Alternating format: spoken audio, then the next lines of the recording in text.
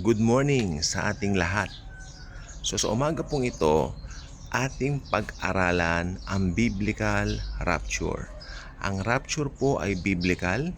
Bakit binigyan din kong biblical? Dahil nagiging common na lang po nowadays sa mga Kristiyano at kapag hindi nangyari, naiinip, nabubuhisit ang mga Kristiyano. Bakit hindi nangyari? Bakit ganon? So let us focus on the Word of God. Sa Bible, siyempre, ito ang salita ng Diyos, no? Salita ng Panginoong Jesus. At kung ano yung nakasulat dito, doon lang po tayo, no? Ano po ba ang pinakamatinding verse pagdating sa rapture? Matatagpuan po siya sa 1 Thessalonians chapter 4. Naku, sana huwag mag-ingay ang aso. 1 Thessalonians chapter 4, unahin kong basahin sa verse 15, okay? Hanggang ano po yan, hanggang 18. So I can tell you this directly from the Lord, that we who are still living when the Lord returns will not rise to meet Him ahead of those who are in their graves. For the Lord Himself, makinig pong mabuti, importante itong 16. For the Lord Himself will come down from heaven with a mighty shout, and with the soul-stirring cry of the archangel, and the great trumpet call of God. And the believers who are dead will be the first to rise to meet the Lord. So ang linaw po sa Biblia, nandoon po talaga yung mauuna munang bubuhayin yung mga dating namatay na, or should I say yung mga dating namatay na kay Kristo, mga believers syempre. Tapos susunod naman tayo, sabay-sabay lang po tayong babaguhin. O tingnan natin, then we who are still alive and remain on the earth will be caught up with them in the clouds to meet the Lord in the air and remain with Him forever. That's what I love about the Living Bible.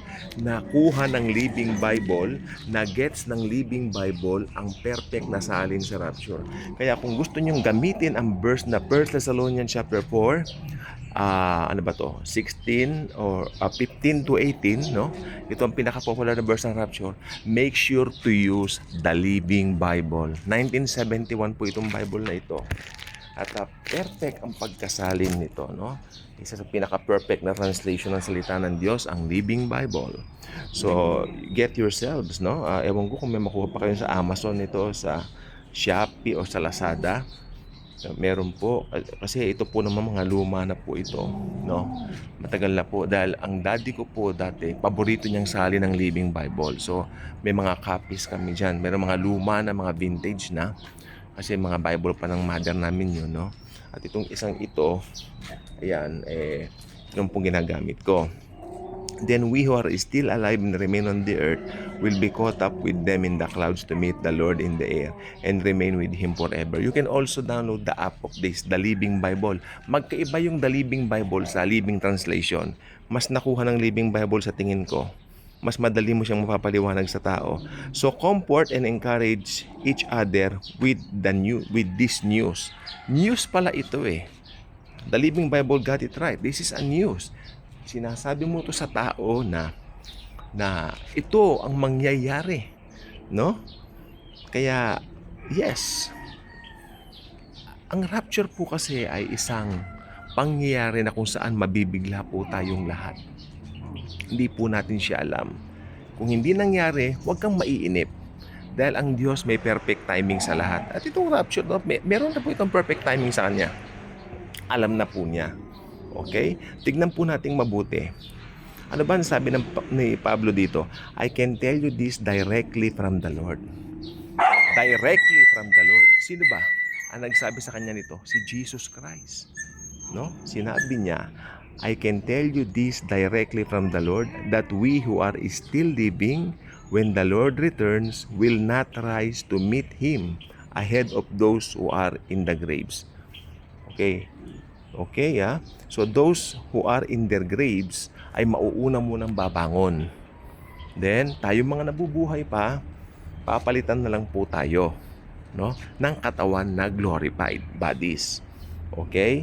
O, yan sabi niya, for the Lord Himself will come down from heaven with a mighty shout, and with the soul-stirring cry of the archangel, and the great trumpet call of God. And the believers who are dead will be the first to rise to meet the Lord. O dito naman tayo sa 17, then we who are still alive and remain on the earth will be caught up. Caught up tayo. Di ba? With them in the clouds to meet the Lord in the air and remain with Him forever. So napakaganda po talaga, no? Na we are comforting each other sa salita ng Diyos. Dahil ito pong rapture ay totoong mangyayari. So comfort and encourage each other with this news, sabi ni Paul. Lalo na po ngayon, ang dami pong parang nagpapaliwanag ng rapture pero hindi nakukuha yung tamang kahulugan. Okay? Yung gusto ko na lang pong sabihin, yung mga nagtuturo ng mid-trib at post-trib, igalang na lang po natin, no? At ipag-pray na lang natin na one day, mabuksan din yung kanilang mga minds sa revelation ng salita ng Panginoong Jesus, no? Yan. Ang salita po ni Jesus, ang pinaka-perfect na talaga po namang atin pong mapanghahawakan sa bawat araw ng buhay po natin. Dahil dito, nakaangkla ang pananampalataya natin. Hindi tayo pwedeng pumunta sa kanan, hindi tayo pumunta sa kaliwa, pumunta sa harapan. Tapos iniiwan mo yung salita ng Diyos na nakatenga. Hindi, kailangan doon po tayo. No? Sa buhay natin na ito, marami na tayong nakikita ngayon na hindi maganda sa mundo. Nandiyan din yung mga kakatwang nangyayari, lindol dito, lindol doon. So ang possibility, maski believer ka na, ay matakot. So do not be afraid, do not fear. Yan ang gusto ko sabihin. Dahil ang rapture ay magaganap kung kailan alam ng Diyos na ang mga mananampalataya ng kanyang anak na si Jesus ay talagang medyo malalagay na sa alanganin. Diba? Bago mag-rapture, ano ba ang mangyayari muna? Ang sabi ng ilan, magkakaroon daw ng digmaan, tatanggalin na tayo, magkakaroon ng ganito, ng ganyan. Hindi natin alam. Kung tutuusin, dahil tayo po ay, yes. At ang pinakatignan lang po natin ito sa Middle East.